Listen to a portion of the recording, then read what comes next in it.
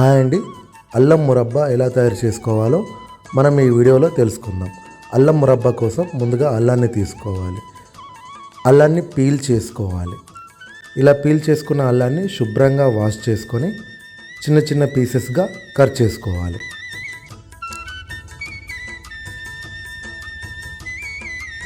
ఇలా చిన్న చిన్న పీసెస్ కట్ చేసుకున్న అల్లాన్ని మనం మిక్సీ జార్లో వేసుకొని మెత్తని పేస్ట్గా చేసుకోవాలి.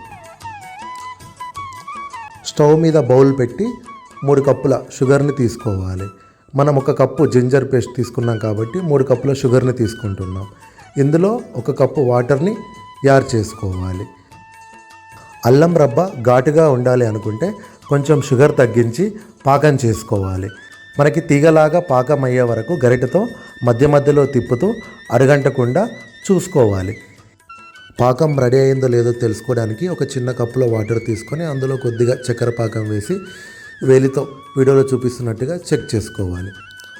పాకం రెడీ అయ్యాక ఇందులో అల్లం పేస్ట్ వేసుకొని గరిటెతో బాగా కలుపుకోవాలి. ఈ పాకంలో కొంచెం మిరియాల పొడి యాడ్ చేసుకుంటే ఇంకొంచెం ఘాటుగా ఉంటుంది. ఇప్పుడు ఒక స్టీల్ ప్లేట్ తీసుకొని దానిపైన 1 స్పూన్ నెయ్యి వేసుకొని ప్లేట్ అంతా స్ప్రెడ్ చేసుకొని పక్కన పెట్టుకోవాలి.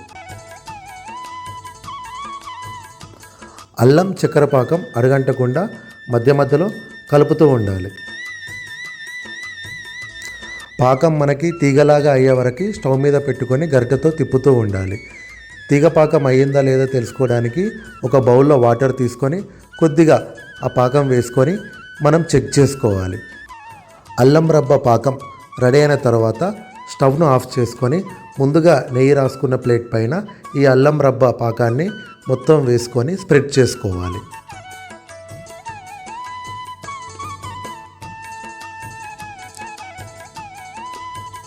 ఇలా స్ప్రెడ్ చేసుకొని ఫ్యాన్ కింద పెట్టుకోవాలి.